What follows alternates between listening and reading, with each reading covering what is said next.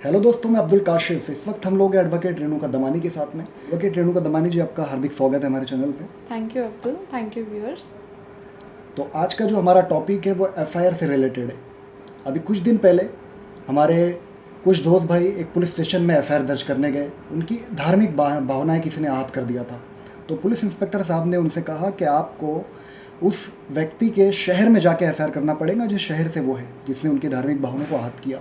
तो पहला सवाल हमारा ये है कि अगर से कोई हमारी किसी ख़ास कम्युनिटी की धार्मिक भावनाओं को आहत करे, तो क्या हमें उसके शहर में जाके, जिसने धार्मिक भावना आहत किया, उसके शहर में जाके एफआईआर करना पड़ेगा या फिर मैं अपने करीबी थाने में जाके एफआईआर करवा सकता हूँ? देखिए अब्दुल, जैसा क्वेश्चन आपने पूछा है वो क्वेश्चन जो है या वो जो सब्जेक्ट है वो रिलीजियस सेंटिमेंट्स हर्ट करने से बिलोंग करता है। तो सबसे पहले अगर ऐसा होता है कि आप में से किसी के भी रिलीजियस सेंटिमेंट्स हर्ट होते हैं तो आप डायरेक्टली जाके कंप्लेंट फ़ाइल कर सकते हैं।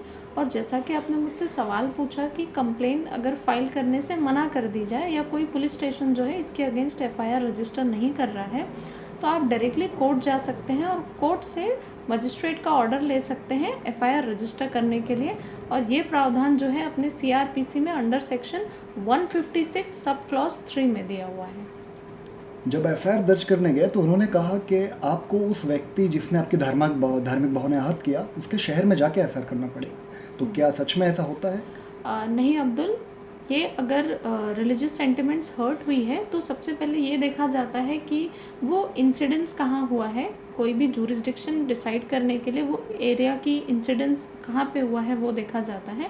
अगर जैसा आप बता रहे हैं रिलीजियस सेंटिमेंट्स हर्ट हुए हैं, अगर ये सोशल मीडिया पे हुआ है या टेलीविज़न पे हुआ है या किसी भी ऐसे लाइव टेलीकास्ट पे हुआ है, उस सिचुएशन में आप एफआईआर जो है आपके लोकल पुलिस स्टेशन में जाके कर सकते हैं। और जैसा आपने बताया कि आप हम किसी अपने करीबी पुलिस स्टेशन में गए और वहाँ के पुलिस इंस्पेक्टर या किसी और दीगर इंस्पेक्टर ने या अधिकारी ने मना कर दिया एफआईआर दर्ज करने से, तो उस वक्त हमें क्या करना होगा? एक बार दोबारा बता दीजिए।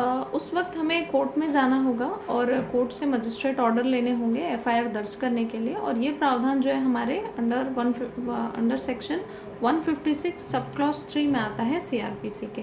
तो अगर कोई पुलिस स्टेशन मना कर देता है आप लोगों के एफआईआर दर्ज करने के लिए, तो आप ये ऑप्शन भी इस्तेमाल कर सकते हैं। अगर से कोई एफआईआर दर्ज कर ली जाए तो कितने साल की सज़ा उस व्यक्ति को होती है जो धार्मिक भावनाएं आहत करता है? देखिए इसमें अब्दुल अब थोड़ा कैटेगराइजेशन है। अगर हम लॉ पॉइंट से देखें, जिस पर्सन ने आपके रिलीजियस सेंटिमेंट्स हर्ट किए हैं, अगर उसने प्लेस ऑफ वर्शिप को लेके कुछ बोला है या धार्मिक स्थान को लेके कुछ बोला है, तो उसमें जो सज़ा है वो 2 साल तक की है। और अगर किसी कम्युनिटी को बोला है, जैसे पूरे कम्युनिटी के अगेंस्ट कुछ बोला है और उन सभी के रिलीजियस फीलिंग्स हर्ट हुई है, तो उसमें प्रावधान जो है वो 3 साल तक की सज़ा का है, या फिर फाइन या फिर दोनों ही। वही अगर हम देखते हैं कि 1 to 1 हुआ है या एक व्यक्ति ने सिर्फ दूसरे व्यक्ति के लिए ये चीज़ कही है, तो उसमें सज़ा जो है वो 1 साल की है या फिर फाइन है या फिर दोनों ही। तो इसमें डिपेंड करता है कि उस व्यक्ति ने क्या बोला है। रिलीजियस सेंटिमेंट्स हर्ट किए हैं तो क्या धार्मिक स्थान को लेके बोला है, या पूरी कम्युनिटी के सेंटिमेंट्स हर्ट हुए हैं, या फिर सिर्फ एक व्यक्ति को बोला गया है। उस पर डिपेंड करता है कि उस व्यक्ति को सज़ा किस तरह की मिलेगी।